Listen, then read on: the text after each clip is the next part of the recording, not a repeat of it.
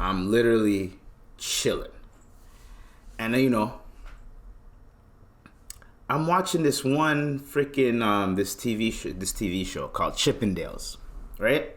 I'm watching Chippendales, and it's about now. Pause. Pause on this whole story. The story. Pause on the story. I mean, the story's fire, but pause on the show because let me just get into it. Pause. You're gonna see why I'm saying pause a lot. Now, this is about the Chippendales brand. These guys started their own, this one guy named Showman, starts with a B, Showman something. He calls himself Steve something. Hold on. Chippendales.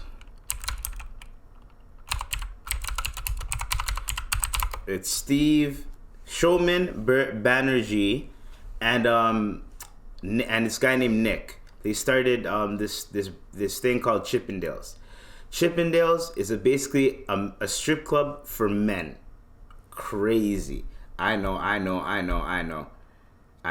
Dude, what the fuck? I mean, not a strip club for men. A strip, like the strippers are men, and the women are the attendees that go there. So you got a bunch of women going there, you know what I mean? And this is during the 80s, so this is when like sexual liberation was around and everything. So girls, if girls are like, yo, they're out here, right? They're like, yo, I don't care, like, take me for me, I'm out here, I'm sexually liberated, I'm doing whatever I want. If men can go out here and fuck whoever they want, I can do whatever I want. I shouldn't be shamed for it. That type of vibe was happening. So, perfect time. This guy, him and Nick, they go to a gay strip club, and he gets the idea that he should open a strip club for women, because he's seen how the man dancing on the thing created a lot of attention, right?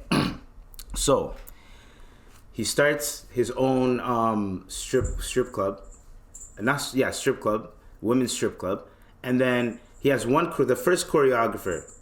That's who he went to the gay strip club with.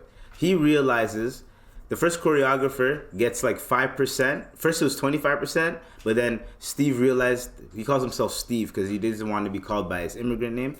He's like, since you don't know shit, I'm only going to give you 5% and you can handle the choreography and all that. So everything's going well, they're making money, and then all of a sudden, Steve gets another choreographer that's better. He won 2 Emmys. His name's Nick. So he introduces him. Nick gets the other guy the F out of here. So the other guy, he has his wife. His wife is a playmate. He feels like, oh, since I lost this gig and the percentages, my wife is gonna leave me for these other rich ballers because she's a playmate. She can get any man she wants, and then I'm gonna have nothing. You know what? If I can't have her, no one can have her. And he did a murder, delete myself, right? So that happened, right? So the first choreographer, gone. This story, that's what I'm saying. The story is fire. Obviously, they show a bunch of the male stripping parts, and we're not going to talk about those parts because that's not important to the story. So Nick and him are just moving along. They're making money, but Nick and him keep bumping heads because Nick has a vision and Steve has a vision. Steve is the owner and creator, and Nick is kind of like, he's the blood of the whole thing. Right? Hey, Tupac, come here. You're not allowed in the room, okay? So then he's like the blood of the whole thing, right? So he's the one that's making the choreography, showing the niggas how to dance. He's getting another girl to create the costumes. He's doing most of the work, the heavy lifting. Steve is just chilling with his accountant wife, and they're just running the numbers, running the books, taking care of everything else over there, right? So it gets to a point where Nick wants to run it one way, and Steve wants to run it another way. So then Nick gets the idea like, yo, I'm just gonna open the Chippendales in New York, so that way I could run it however I want, and he could just leave me alone, right? So it made sense in theory, right? Hold on, I don't want this cat eating plastic. So then he goes to New York. He's with this girl named Denise. They go to New York and they run it up. They're getting money. They're getting celebrities popping in, like Calvin Klein's popping in, like the Calvin Klein, right? Everything's going nice. But Steve is getting jealous because their shit is moving better than his shit in LA. But it's still his brand and he's getting money off of it. So for him to be mad that Nick is making more money than him when that's the whole purpose, you kind of want your employees to make more money than you because you're the boss, but Steve had too much pride. He kept popping up to New York saying like, you know, like, oh, I'm the owner. You know those type of bosses that just pull up. I'm the owner. Hey guys, I'm the owner. Hey, I'm the owner. Hey, I'm the owner. I'm the co-founder. I'm the owner. You know those guys that there's certain owners that walk in a place, they don't say they're the owner. You could either tell or they're not saying anything because they want someone to slip so they can be like, yo, who's that? Get rid of them. You know what I mean? But this guy's like, I'm the owner. I hate bosses like that. I hate them like that. So he keeps pulling up. Nick is getting cheesed. Nick is like, yo, I can't get away from this guy. You know what? Let's do Alhamdulillah. Alhamdulillah. Alhamdulillah. Alhamdulillah. Oh my God. Oh my God. So, Chippendales. He decides to do a touring with Chippendales, right? So Nick and his what's that called? His investor, who he's having sexual relations with. His investor is like, yo, okay, why don't we just do a tour? Use the Chippendales brand and do a tour, and then cut the profits with Steve. He goes up to Steve, and this is when Steve is losing a lot of money, right? He's about to go bankrupt. He goes, yo, Steve, if we do a tour, I'll give you like 1.4 of the profits, something like that, right? 1.9 or something like that of the profits in perpetuity, right? Steve agreed on that with a napkin, right? And a contract can be, as long as it's written down on a napkin, on a piece of paper, and it's written down and it's signed by both parties, right? Then the contract is good, right? So Steve's like, yo, F the lawyers. Let's just do the contract right here. He's like, Nick's like, you serious? He's like, yeah. He's like, this guy doesn't, this nigga does not know what in perpetuity means, right? So he did in perpetuity. I get the rights to the to the tour, and you get your percentage. Then it turns out perpetuity means forever. Then it turns out that Nick is making bands off of this. He's making so much money that he's making more money. He's making so much money that he can give Steve like 100 bands. Like every now and then he can give him 100 bands, and Steve's not going to say nothing because it's a lot of money. But then Steve is like, how come he's making all this money? How is he getting all this money, right? So Steve is jealous as hell. He finds out he's getting effed because he found out in perpetuity means forever. He's like, forever? He's like, I gotta do something about it. He's thinking he's a failure. He's bankrupt. Everything's going down. The ship is sinking. He's just like, yo, dude, what the fuck? He's looking around like, damn. His wife is trying to help him out. Like, yo, don't worry, you got this. His wife is so supportive. And then this nigga decides to get one of his employees to get Nick killed, to get an assassin to get Nick killed. He goes through with it. It happens, right? So Nick is dead.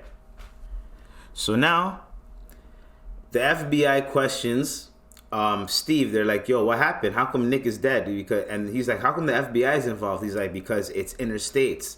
Nick was in multiple states. So anybody could have killed him, right? They go, so yo, you guys had any beef? They're like, oh, we had our disagreements, but blah, blah, blah, right? Then Steve gets away with it for 5 years. His employee comes back to go link up with him in Switzerland. Steve is on a high horse because the Chippendales brand is booming. He's on tour. He's murking it. He's killing it, right? And then he meets up with a coworker. He's talking to the coworker. The coworker's like, hey man, you seem like something's eating at you inside, blah, blah. He's like greasing him up, pause, right? So Steve is like, yo, this guy's acting weird. You know, yo, you're an idiot, bro. Give me back my money. I told you to go murk some other people. He told him to go murk some other people, right? But he didn't go through. He's like, you're a pussy, you're an idiot. Da, da, da. So he kept calling him an idiot. So the guy's like, yeah? So then how am I an idiot if da-da-da-da? And he baited him to snitch on himself, right? Then when he snitched on himself, the FBI were already listening in the other room, right? And then boom, they pop in, they arrest him. He gets arrested for murder. And they arrest him with a RICO. So then he's like, you know what? I don't care. I made enough money. And my wife and my daughter, they can get all the money. They'll be fine. The cops are, the FBI agents are like, yo, you caught a RICO. That means they're going to repossess everything you have after you get sentenced. This nigga's like, what? Really? Really? And then he ends up self-deleting himself. So that Irene ends up getting everything until the day Chippendales is a multi-million-dollar brand, and they still go on tour in multiple countries. Crazy. So at the end of the day, he achieved his American dream, what he wanted to achieve. However, it came at a cost. Now, would I do that? Would any of us do that? No. It's not worth it. If you have an employee that's already making you so much dollars, so much guala, so much money, about that guala, dinero, mucho dinero, you're getting everything, pesa, pesa. You know what I'm saying? Peso, peso. You're getting everything. Everything you're getting, shillings, everything. You're getting all this money. And you're still, instead of focusing on yourself and your problem, you're still so mad at this guy because he is successful with your brand. He took your brand to the next level. And you're jealous that you couldn't do that. So now everyone's thinking that he created your brand. So you got jealous and you ended up killing him when you didn't have to do that. You could have made him do all the legwork. You could have got your lawyer involved to sign that stupid contract that you signed in perpetuity. You should have been like, yo, what does in perpetuity mean? And then he has to tell you it means forever. If he doesn't tell you, that means it's negligence and the contract is void. You know what I mean? That's why when you discuss contracts, you're supposed to you ask them as many questions as you can. The moment you sign that bitch, you sign it. You can't say I didn't know. Right? And if you ask your questions and the guy lies to you about certain answers, then the contract, I think, is null and void. So anyway, it's not binding because the person lied to you when you asked them a question about it. And that lie ended up being in favor of him and it ended up not being in favor of you. So therefore the contract, you know what I mean? I think that's what happens. Anyways, so you could have done that. You could have made him make all this money. Then you could have just funneled all the money you're getting from him back into the other business, make that go afloat, open another spot in LA or in Cali, and then start from there. You could have opened one in San Francisco. That would have been perfect. That would have been perfect. You know what I mean? But anyways, he got jealous of his own brand, and then he ended up being his own demise. And that just shows you. 3 people died. One person died because of pride, right? They couldn't take it that their wife was going to leave them. Next person died was because they wanted to run something that wasn't theirs. They wanted to own something that was not theirs, that they did not own. The third guy did not let the person that he trusted to make him money to just make him money. And just be like, all right, man, he can do whatever he wants. I don't care. He can be the face of Chippendales. You could have made him the face of Chippendales while you're in the back collecting all the money. And then you guys could have negotiated, created a good contract. Boom, you guys are good. So anyways, that's my Chippendales review. It's on Disney Plus, Hulu, wherever you guys watch the Hulu or Disney Plus series. In Canada, it's called Star. It's weird. We don't get the same TV shows as America. I might get a VPN soon, but I'm gonna wait till I get sponsored by them niggas, and then I'm gonna get one of them, you know. So I'd be like, this podcast is brought to you by North Shark VPN. I always hear that one. All right, so that was just the Chippendales review. So a quote that I thought of is don't watch other people's plate when you get yours and they get theirs, right? You know when you go to a barbecue, you go to a buffet, you go to any spot where someone is serving you, right? And let's say the first person gets served, You get served, and the next person gets served.